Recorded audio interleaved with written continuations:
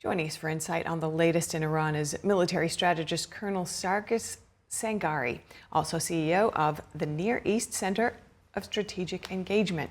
Good to have you with us today, Colonel. President Trump vowing to wipe out Iran's power plants and bridges, as you just heard, calling for complete demolition if Iran does not reach an agreement to end that conflict and open the Strait of Hormuz tonight.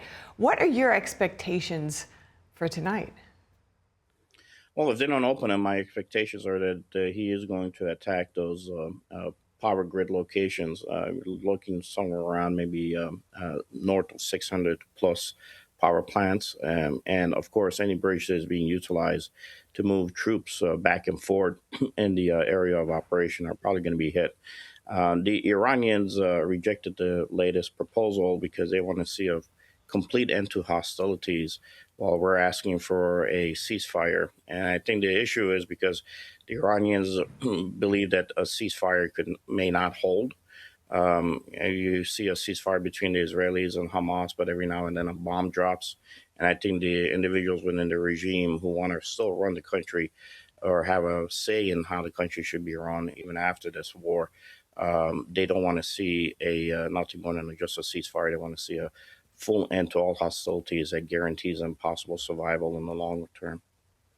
Okay, let's look now at the regime calling on its youth to form so-called human chains around the country's power plants. What do you make of that?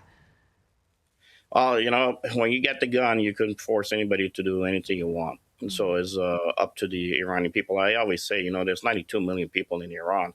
There's a lot of people who want to see a change in the government and have it topple, but there's a lot of people who are also tied to the same government who feeds them on a daily basis. There's at least 20 million people in the network of what we call the BCGs.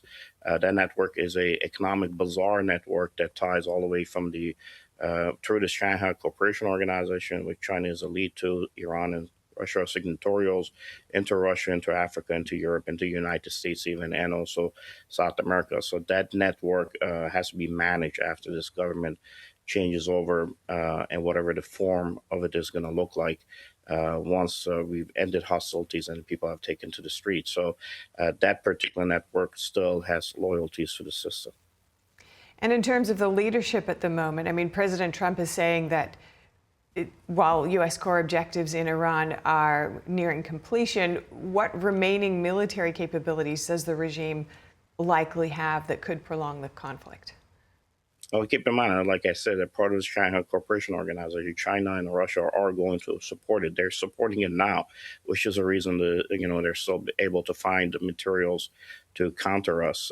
So as long as China and Russia are willing to jump in and help rebuild the multi-complex industrial complex that they have, to include the North Koreans, given missile technology capabilities and capacities, then that always going to be a threat. So as we're nearing the end of our military operations, I've always said probably somewhere around plus or minus a week by the end of April is where you're going to probably see most of those military targets being knocked out. Will meet the core requirements of it. But as far as ensuring that there's no remaining governmental structures that are going to be able to be supported by the Shanghai Cooperation Organization and Russia and trying to rebuild that multi-capacity, that's always going to be an issue that we have to address. And what will you be watching for in terms of gauging where the operation is heading next beyond the obvious tonight? Well, I mean, what's the settlement going to be? There's going to be a settlement somehow.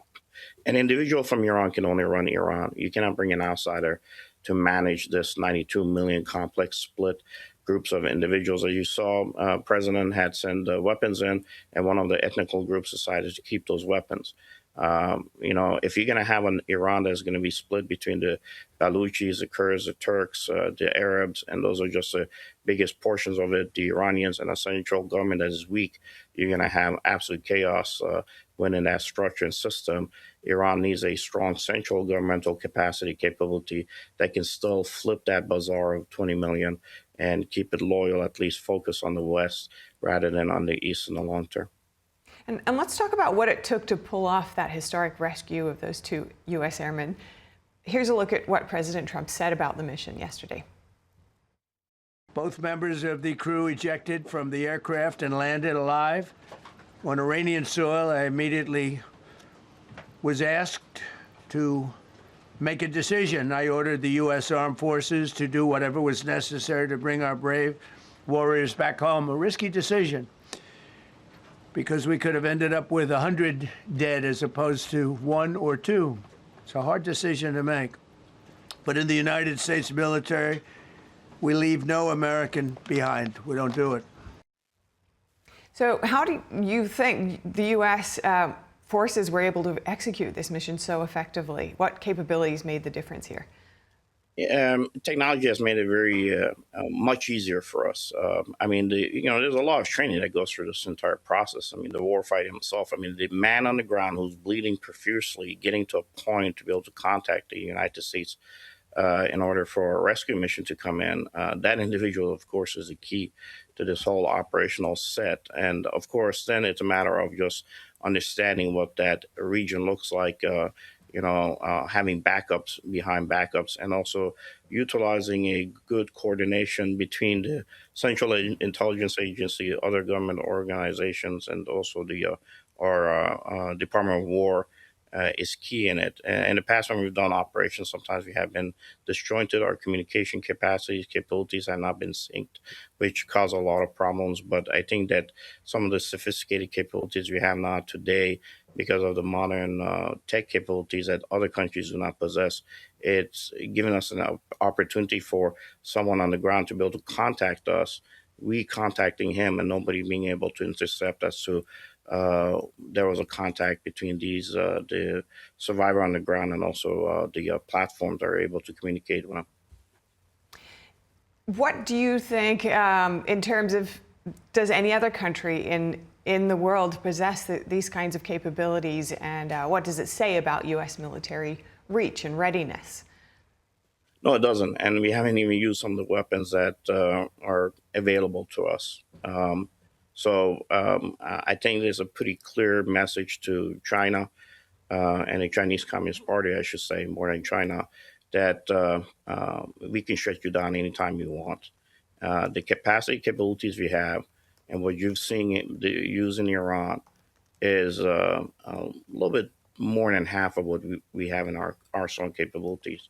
There is capabilities that we have not even used, and I hope we never use it in that region. But I would tell you is that any near peer out there that believes that they could challenge the United States and win in a shooting war, clear message that you're not going to win it. I have full confidence that the United States government and our military and our operational capacities are going to be able to overwhelm any near peer out there that believes that they could take steps, whether it be against Taiwan or others, that is going to be counter to what the United States long-term strategic policy is globally.